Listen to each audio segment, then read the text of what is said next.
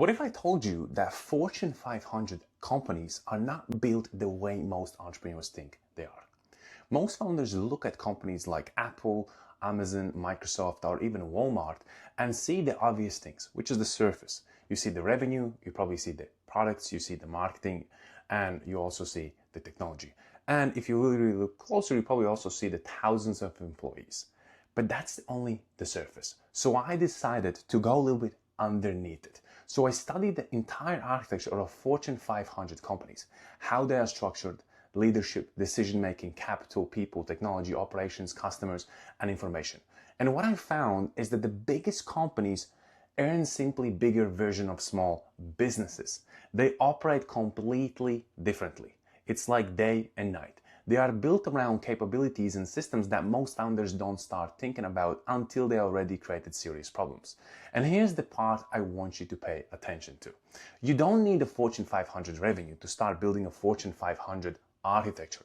You can start even at 10K a month, 50K, 100K, 1 million a month, 2 million a month, even 10 million a month. But here's the kicker. The architecture gets more sophisticated as you scale, but the principles begin much earlier.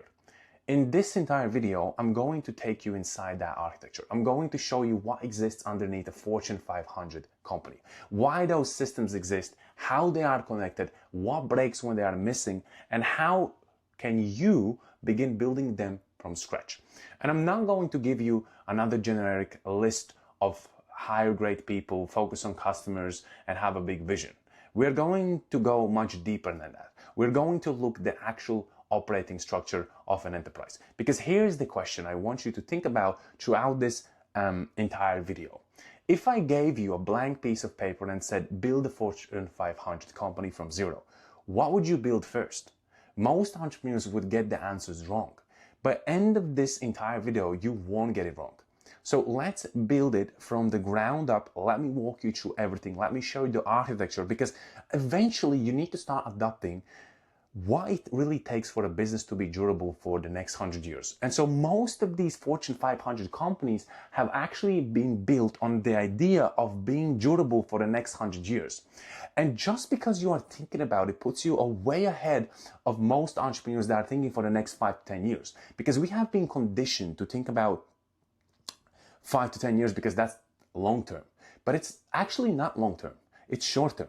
And when your foundation is laid for 5 to 10 years, your outcomes of those systems that foundation is only going to be suitable for the 5 to 10 years timeline. But if you are building a durable company and you are thinking about the next 100 years, your foundations, your execution, your systems will be much stronger than a company that focuses on the 5 to 10 years. And yes, maybe so, the company for the next 5 to 10 years could be generating more revenue and adding more into their growth. But when it comes to the idea and the philosophy of thinking about the next 100 years and trying to really build a company for the next 100 years, not to predict it, but trying to build depending on the scenarios that could occur in this timeline, you will be much stronger, in a much better position than a company that was optimizing for the next 5 to 10 years. So in this entire video, I want to actually show you why Fortune 500 companies are so different.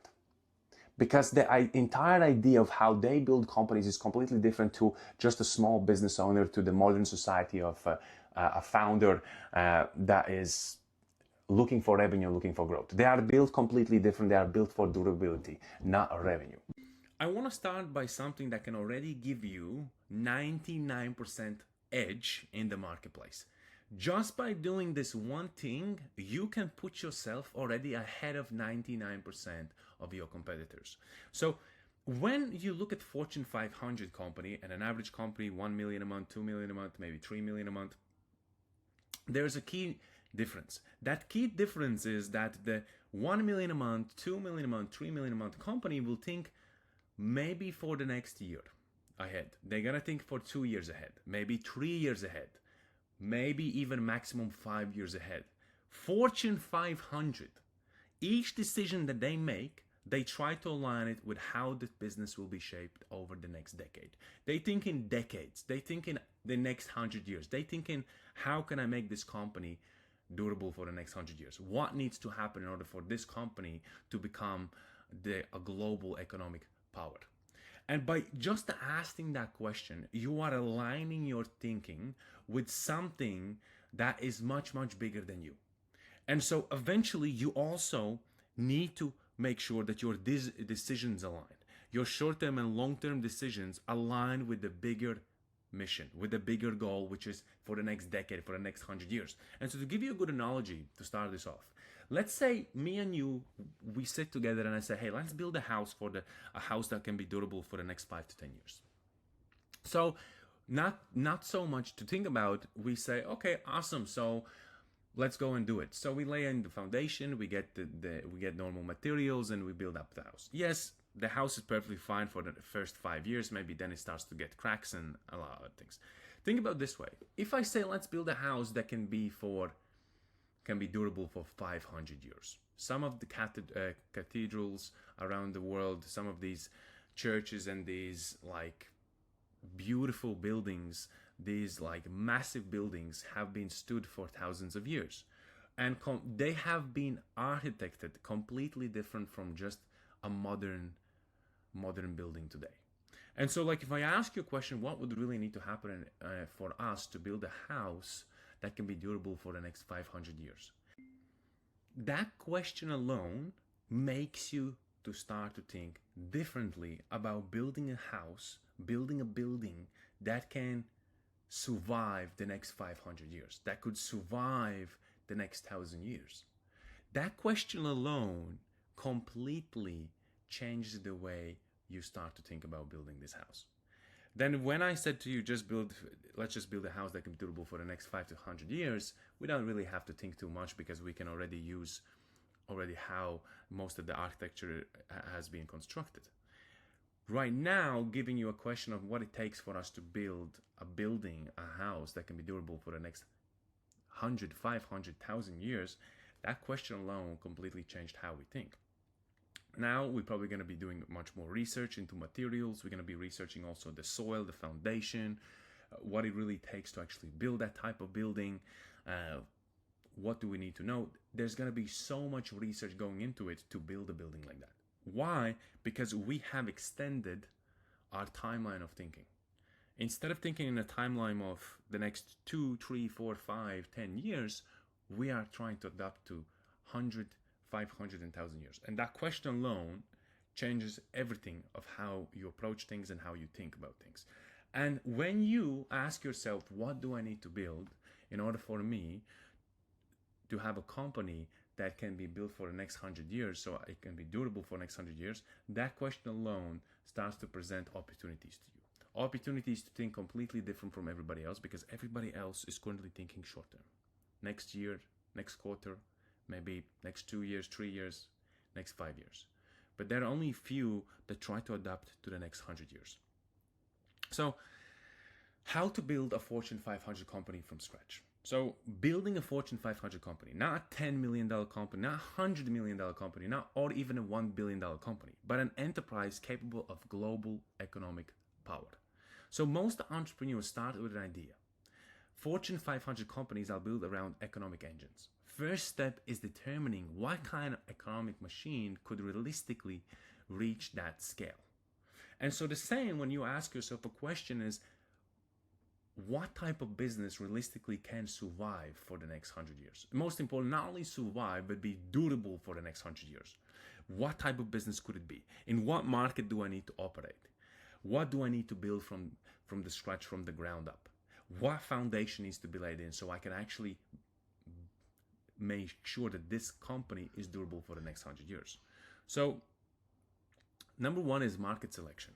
The number two is economic engine design, distribution architecture, strategic domination, management capacity, capital allocation, strategic acquisition. 8 is corporate operating systems, risk management, and institutional transition. So these are the key factors that you really need to take in play when you are trying to create a strategic approach of building a company that can be durable for the next 100 years. And most importantly, when it comes to a Fortune 500 company, is so it can become a global economic player and it can reach a status of a global economic power.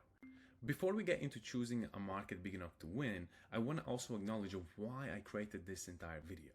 I created this video to help you to really stretch the way you think about your company. Stretch the timeline in which you are thinking about your company. So if you're currently thinking about the next year, next 2 years, next 3 years, next 4 years, next 5 years of your company, right? That's all good. But currently stretching that thinking to the next 100 years, to a company that could become a global economical player in the global markets, suddenly stretches your entire perspective, stretches your paradigm of how you think about your business. And by asking a question, is your company ready to be durable for the next 100 years, currently gives you also understanding of where your company is currently exposed to weaknesses.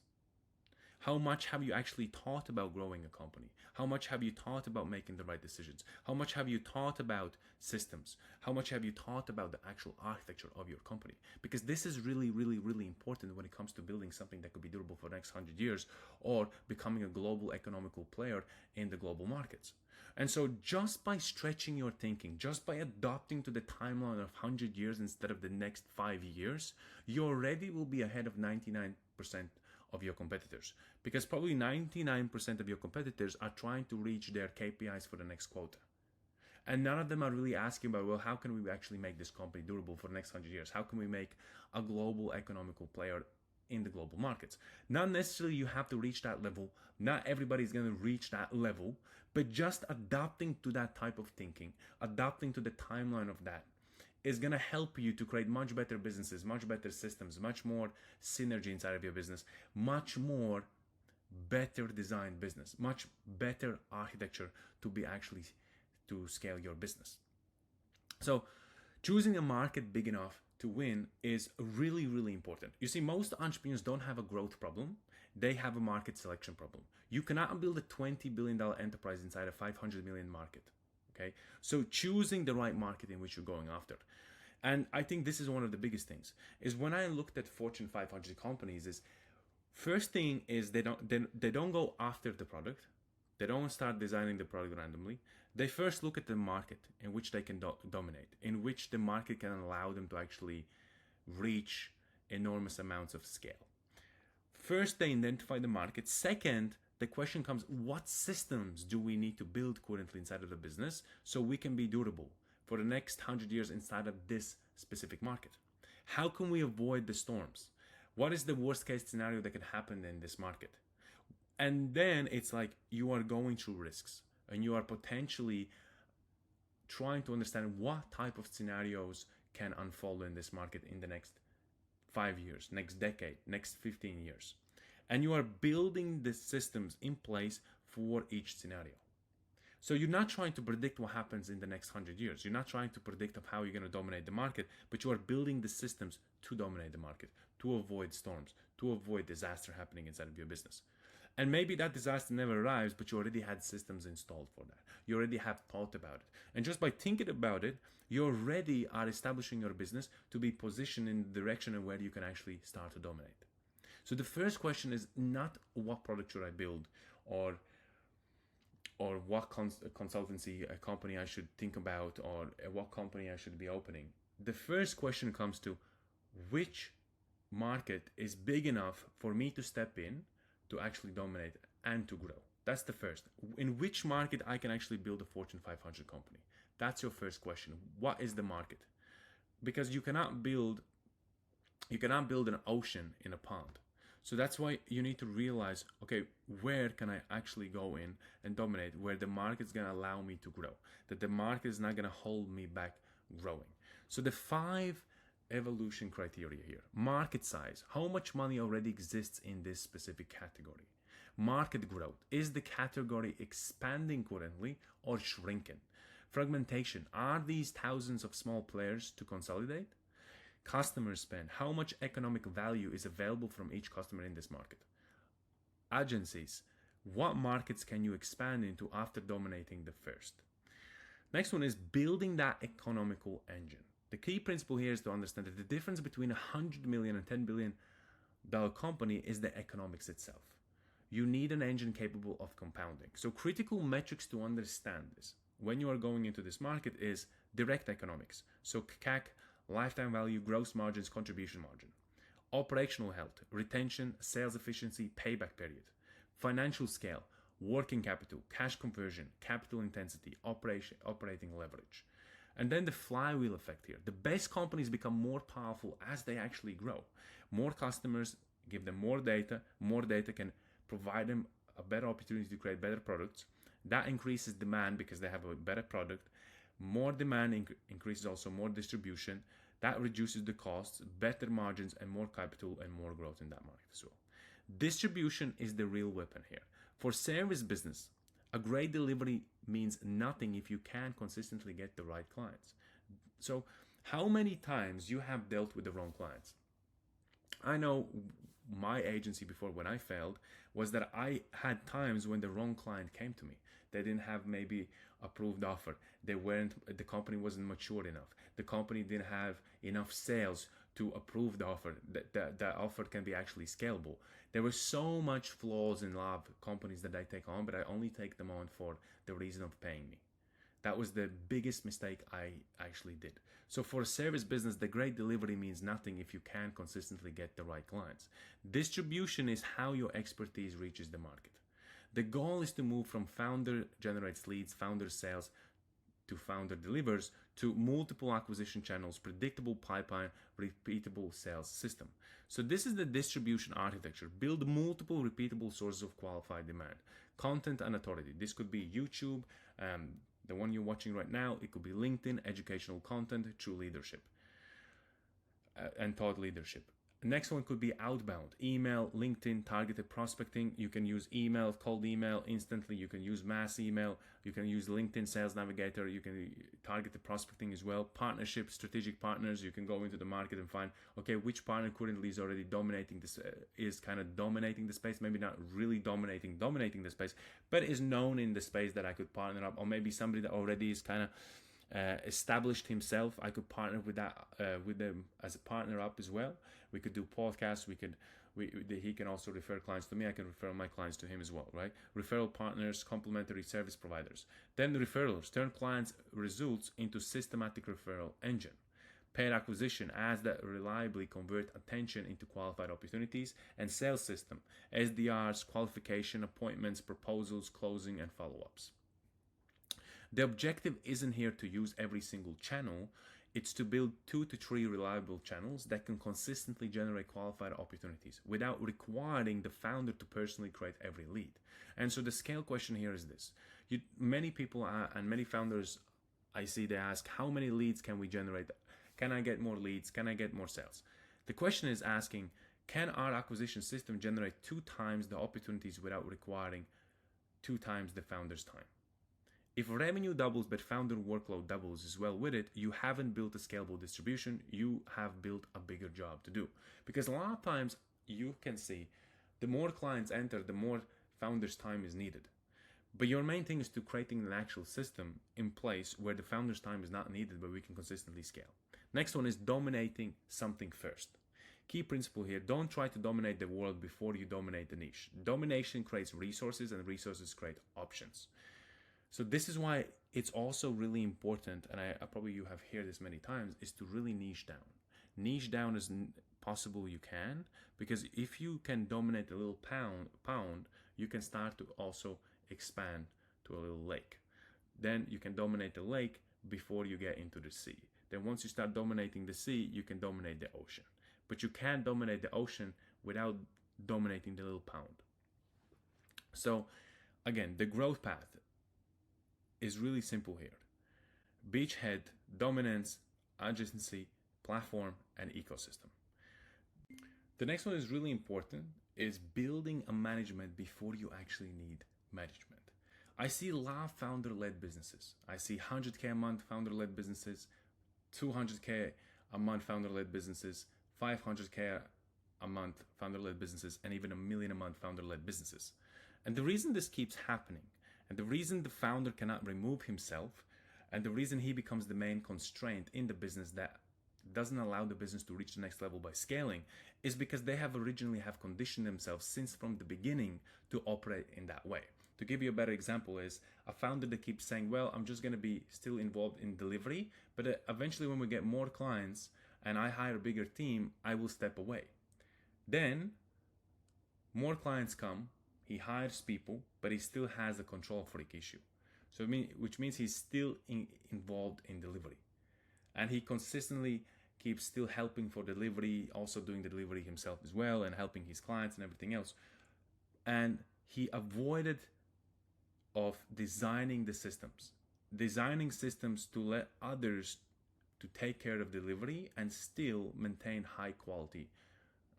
And this is the biggest problem I see with a lot of founders, is that you don't wait till something happens to only then start acting. You do this before something happens, so when it happens, you already are prepared. It's like, oh, I will get better with money when I reach 1 million. If you're not good with money when you have $5 or $10, you're not gonna get good with 1 million also. So it's really important for you to understand here, it's most important that you prepare for it beforehand. So the key principle is a company can only scale beyond the founder's cognitive capacity by building management capacity. So evolutionary stages, founder-led, which is the first one, this always happens, founder plus executives, then is executive-led, and then institutional governed. The proactive hiring, build the capability ahead of the complexity. If organizational capability grows slower than revenue, the company starts to break. So it's really important for you to understand, like I said already, the systems have to exist before. And the biggest problem that I see with a lot of people is that, a lot of founders, is they don't have the systems to hire. They just hire. They just hire and then they hope for the best. And then when it doesn't work out, they say something like, well, it wasn't an A player. We need to hire again. We need to recruit again. The reason this keeps happening is for a couple of reasons. Number one, you don't have the onboarding, the expectations set clear. Number two, you don't have the right systems. Number three, you don't have the right processes and the right decision making to make sure that that person is successful in the role that you actually have hired them. And when you don't have these things and you're just hiring, you can even get an A player and he will still be confused and he will still not deliver the outcomes you want because you don't have the system to produce the outcome. Because like I said, if you have watched most of my videos, like I said already, it's not the outcomes that happen by themselves. Systems are producing those outcomes. Your business currently is designed to get what it gets because the system that is getting that outcome is designed in such a way to get that outcome. So you need to understand, in order for you to get different results, you need to redesign the system, recreate the system, because the only way for you to grow is by redesigning the outcomes that those systems have been designed to create. And right now, your biggest bottleneck for most of you would be building a management before you actually need it. Because if you look at your business and you're like, yeah, I'm involved in most of it, that is because, for one simple reason. It's because you haven't thought about conditioning your business since from the beginning to think in systems, to think in management, even before you need management. Okay? It's like saying almost, let's say a country wants to go to war. And one country says, well, when the other country tries to invade us, we're gonna purchase guns. That's already too late. That's too late to purchase guns.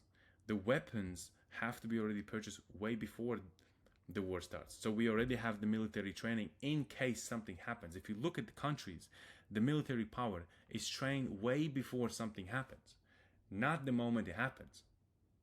Because if something happens and you only do the training now and it's like, hey, yes, we're getting invaded by two countries, let's just try to do the military training right now. That's a big no-no. The next big thing is capital becomes your weapon. So the principle that you need to understand is that at scale, the CEO's job completely shifts from operational intervention to capital allocation. The strategic allocation question is, where should the next 100 million go? And with that question is like, how allocating that budget will shape the company over the next decade. Because that's what you're trying to align. You're trying to align the decision that you are currently going to be making to the timeline you're trying to expand to. And so like if you're currently at the start, and you said, well, I'm getting sales, I'm getting revenue, I have resource coming inside of the business, I want to allocate, let's say, 2 million, 3 million, 5 million. It's like, where am I currently going to allocate that revenue, and how that revenue allocation specifically for that, it could be new market, it could be technology, it could be hiring, growth, acquisition, distribution, debt reduction, research. How will that shape the company over the next decade, next 5 years, next decade, next 20 years, next 100 years? How will that help me to shape the company that I want it to be actually shaped in? Not just blindly walking into something and say, well, we're going to locate it here, having data, having research, and helping you to really understand how that decision will determine the next decade for your company, how it will actually shape your company. Moving on is acquisition, which is the key principle to buy capability, not just revenue. Avoid synergy traps that destroy value. The 5-point acquisition test: does it strengthen our strategic position? Does it give us something we cannot efficiently build ourselves? Can we integrate it without destroying its value? Does the management team make us stronger? Does the return justify the capital and the risk? Acquisitions at bigger stage is really important because you are taking over more market share. But when you are doing acquisitions, you really need to look at the strengths and the weaknesses, and you need to measure them. Because you can acquire a company that you don't really understand nothing about, and it becomes your weakness. Or strategically, you can acquire somebody that can help you to expand into a new market much faster and grow there as well. And the next is build the corporate operating system. The key to understand is infrastructure survival mechanism. More from owner, CEO, founder knows to the systems knows. Okay, so like more than owner knows, CEO knows, founder knows to the systems know. Because in order for you to get to build a company that's durable for the next 100 years, in order for you to build a Fortune 500 company, you can't be an owner, CEO, founder that knows, and people have to go to you. Okay, because if you want to scale something and you want to build something that big, systems have to be doing that heavy lifting for you. Because even when you're no longer on this planet Earth, you maybe have passed away and the company's still there, they cannot call you in the heaven and ask you for an answer. So you need to have to build the systems right now in order for your company to be still operative when you're no longer around. And this type of thinking will help you to understand what systems do need to exist if I'm not longer around. So the system components: financial controls, reporting, legal, compliance, cybersecurity, HR, management information, risk management, and governance. The goal is to build visibility and control, not bureaucracy. Next is protect the company from its own success, which I think is really important. It's grow risk is uncomfortable, a ruin risk is existential. So a lot of things can happen. And when you are successful and when the company is doing good, sometimes we don't try to look for things that's not working because everything is working. So it's like when you have a season of good life, right? You have season, everything's working for you. You're not trying to look for things that potentially are breaking, things that are not working. And the same applies in a company. Is your success when you're making the revenue, you are growing company consistently, you're probably not looking and saying, well, something is breaking. But that's what you should be doing, right? Because growth risk is really uncomfortable, but a ruin risk is existential. So you need to understand that there's always a risk even when you're growing. Something is still breaking. There's maybe a storm around the corner. Don't get too comfortable. There's a lot of things that you need to really evaluate before you just rely on success itself. So if what happens, like let's say a stress test, what happens if revenue drops by 30%?